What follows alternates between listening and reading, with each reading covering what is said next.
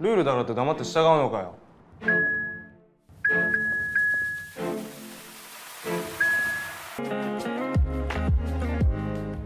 Hello Neo, congratulations on being nominated for Asian Film Academy. First of all, let's talk about your new movie, Happyend. The friendship, the solution of friendship is because of Co's political awakening. So I'm wondering, where did your political awakening came from? The big one that really changed me was 2011, in March 11th, which was the Fukushima earthquake and then the tsunami. Maybe you know about it a little bit, but one of the biggest earthquakes in Japan happened in 2011, and it caused a massive tsunami and then a nuclear meltdown. And in response to the none of the companies or the government taking responsibility for this nuclear meltdown, there were really big protests that happened, anti-nuclear protests that happened in Japan. And for me, I'd never seen such energy in the streets in Japan before, and so it really affected me in a big way. And it made me start to think about politics and society and history in a more deep way. And I was a student, a university student at the time, and when I was in summer vacation or winter vacation or whenever I could be in Japan, I would try to come and then join these protests or be more involved. But I brought back these kinds of questions and thinking that I had about politics and society back to America, where I was at university. And at the time in the US as well, but globally, I think it became like a decade, or probably, even continues to today, but like of politics and political movements, including Occupy Wall Street and Black Lives Matter and Trump and on and on and on and on. And so when I became politically conscious, I was in an environment where I had a lot of friends and people around the same age as me who were also becoming quite political, and we would influence each other and show us readings, and but also just be friends in general. But over the course of several years, I think I had really close friends who also became quite, who started to grow in different ways. And so, I experienced very much what happens in the film, where I was both cut off from certain friends, but also I was also cutting people, or like kind of pushing people away as well. And so I feel like I kind of understood both sides of what Yuta and Ko go through in the film. So can I say that Ko is an autobiographical character of yours, because you two look a little bit similar? We just have shaved heads. No, I think the whole film, in a way, is autobiographical. It's not autobiographical in the most strict sense of the word, but I draw a lot of inspiration from my own experiences and memory and feelings. So not only Ko, but maybe other characters also reflects your personal experience. Everybody, to some degree, reflects my personal experience. Different aspects of me have made its way into each character. There are days when I'm more Yuta. There are days where I'm more Ko. Sometimes I'm more the principal. I try not to be, but I am. And it just depends on how I'm feeling, I guess. So you have just mentioned about earthquakes. Although there is the threat of earthquake in the movie, I think audiences can feel the joy from their friendship rather than just mere tension of the earthquake. And why would you describe earthquake like that? I think because that's how it's like in reality. Of course, there is always a threat of something catastrophic to come, whether it's in the news or it's in the earthquake or whatever. But when you're going about daily life and you're hanging out with friends and you're with people that you really like, it's you don't really think about it that much. you know? But then there are moments where actually those kinds of larger problems or catastrophes begin to make its way into your personal lives and how you deal with friends as well. And that's what I wanted to express. So it's like bittersweet story? Yeah, I mean, I think so. I mean, because when I was reflecting and thinking back to my own high school years, I only remember really positive experiences and feelings, and I feel very nostalgic for my own kind of high school times, hanging out with my friends. But then, now that I know a lot more about society and how the world is, sometimes I think to myself, I wonder if I just wasn't conscious enough, or I didn't know enough about these kind of issues and problems to care about what my friends were feeling, you know? I wonder if I was not sensitive enough to some of these things.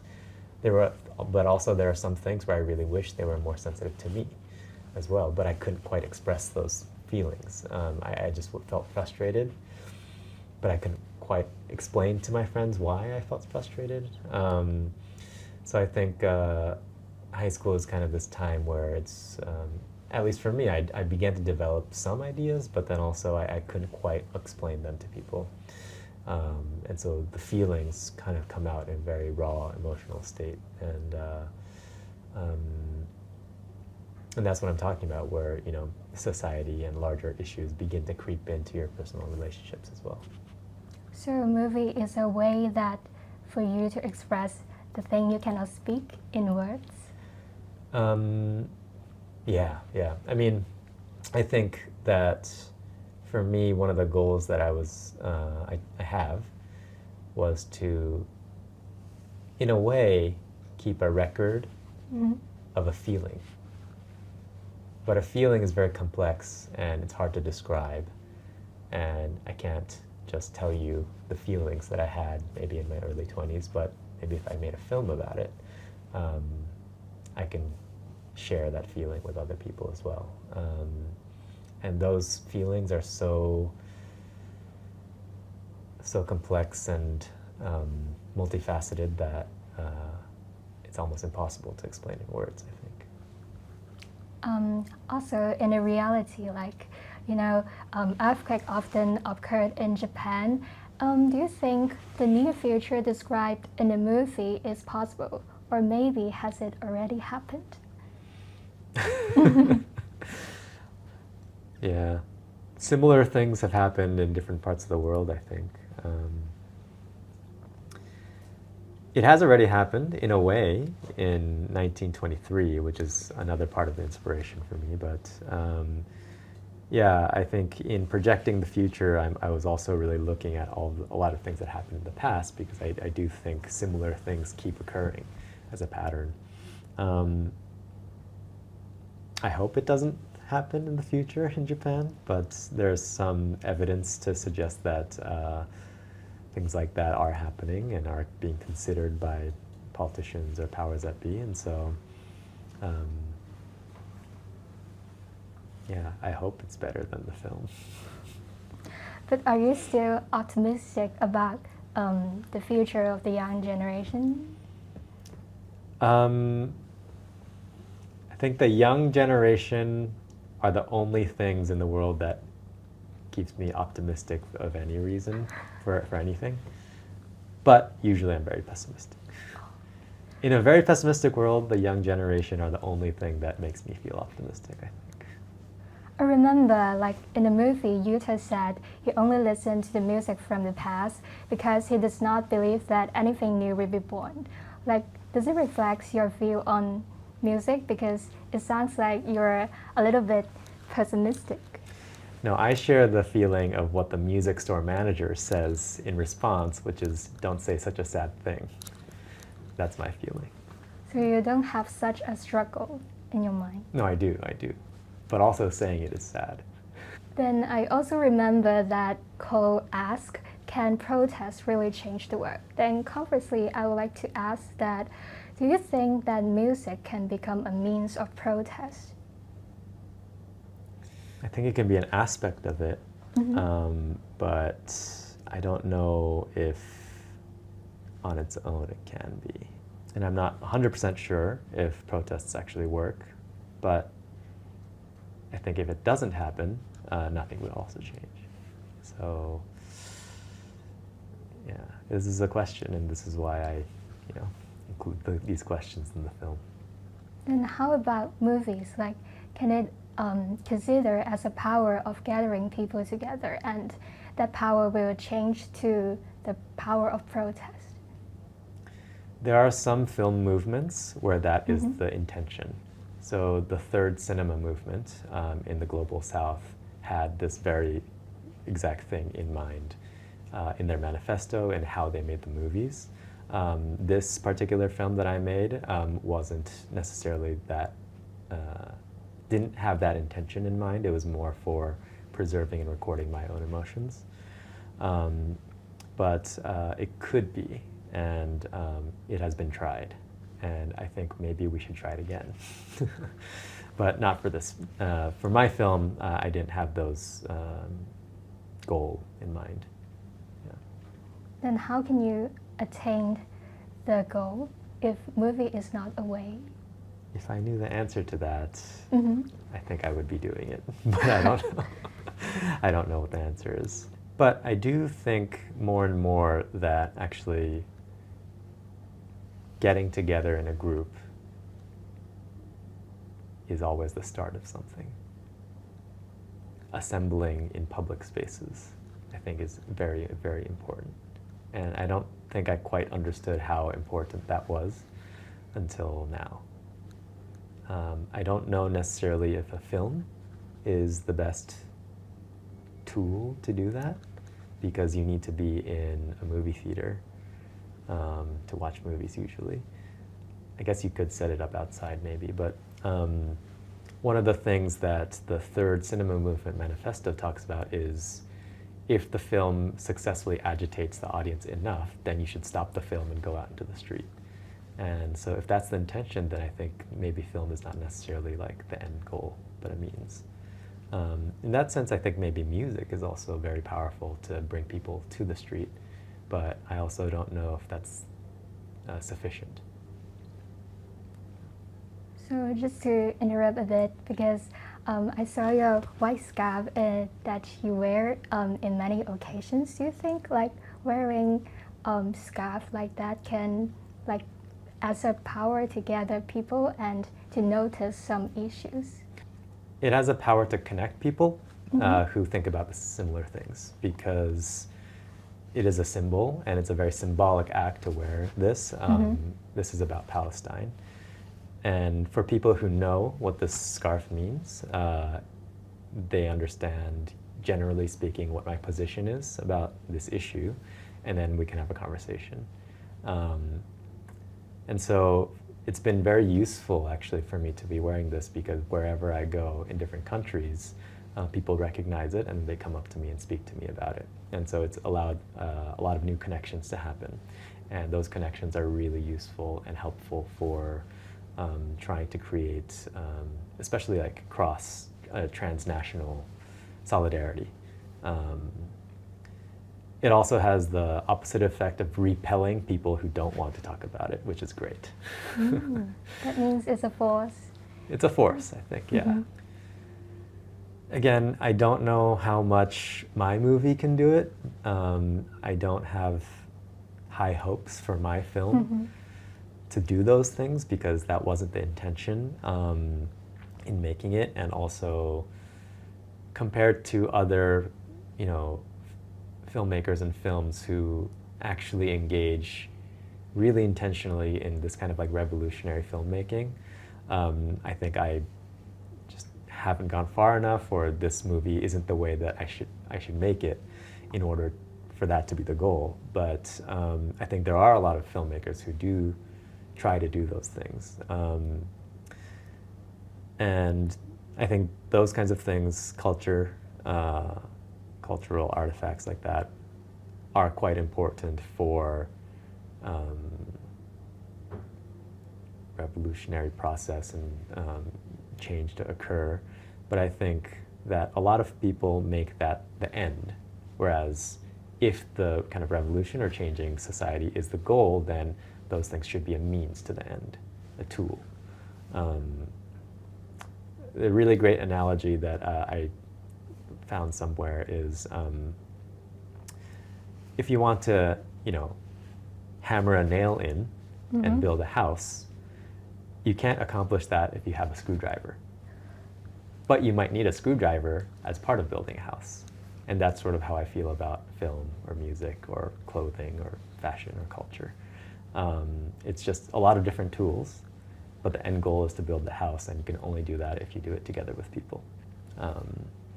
And so yeah, maybe if you could use films as one of those tools, then it's also great, but it's also great if you just make a really beautiful screwdriver for a different project, you know what I mean?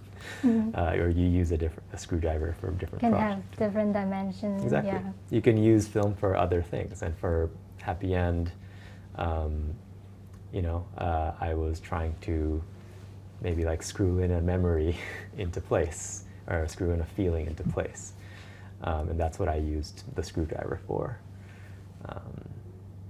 not for building a house. I see. Very metaphorical. Yes, Yeah. it's a great metaphor. I think it's a really helpful metaphor, though, because a lot of people do think that film is the final product, but actually it's a medium.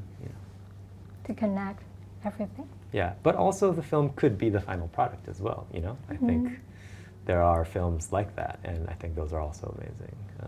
Just depends on what you're doing film for and how you're making the film, and what the situation is that you need it for. On the other hand, the movie also talks about identity, like Ko feels unfairness because of his non-Japanese identity, while Yuta feels lost because of his Japanese identity. I'm wondering, what is your view on these identity issues?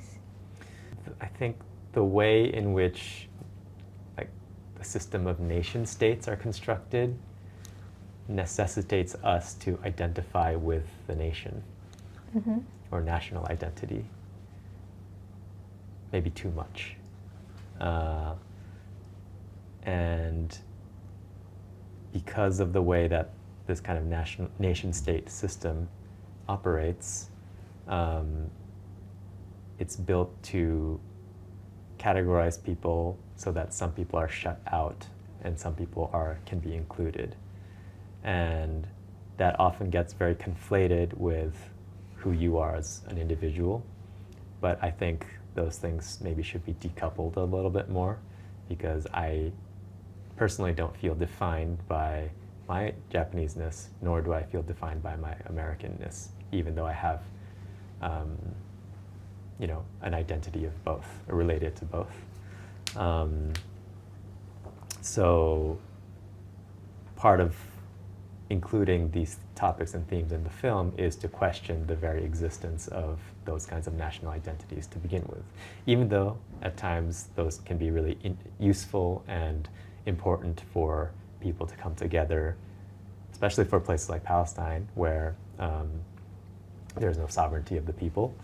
But also it can be a double-edged sword where if you have a certain national identity that is tied to a state that is going rogue, or that is using violence in order to kind of hoard their resources or shut people out or exploit other people, then the state can often use those identities to try to unify a people and exclude others. And so that can very much lead to horrible dangers and violence. And so for me, I think that national identity actually doesn't really exist.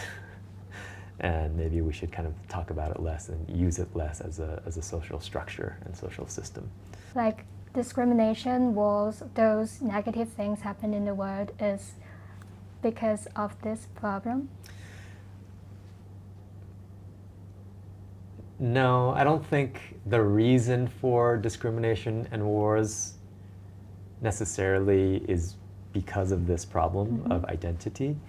I think oftentimes identity is used to justify or to create these problems and wars. But I think wars and discrimination and these kinds of things are more related to power and how much power a ruling class has, over its people or over other countries or whatever. And I think oftentimes, like, national identity especially is used to divide and conquer, and also to separate us from them, and then that's often used to justify atrocities in war that leads to extraction and exploitation by countries and the ruling elite. And so I don't think it's the root cause necessarily, but I think it's very related. So how can we eliminate the power of authorities? And I'm always asking that question myself. Me too. Yeah, I don't know. Is there some kind of system or social structure where it just always disallows authoritarianism or power to accumulate? I think a lot of people have tackled this problem, of course. And I think implementing theories is also quite different, because I think theoretically, like, some people might have figured it out or have a really great idea, but then in reality it ends up, people end up accumulating power, and it's a really tough question. And if I had the answer, again, I would totally implement it, but I really don't. There are ideas that I feel like should be tried, but I'm not sure. And what changes or what message would you like to bring to the audience? What message? Yeah. I don't really have a message, actually. Again, my goal in the film is to capture my emotion. And so if the audience could feel that from the film, I think that was successful. The one thing that I will say that I was thinking about a lot and intending for in making the film was, it would be great if the film inspired people to call their friend that they haven't spoken to in a long time. That was the kind of way that I was able to articulate in words the kind of movie I wanted to make.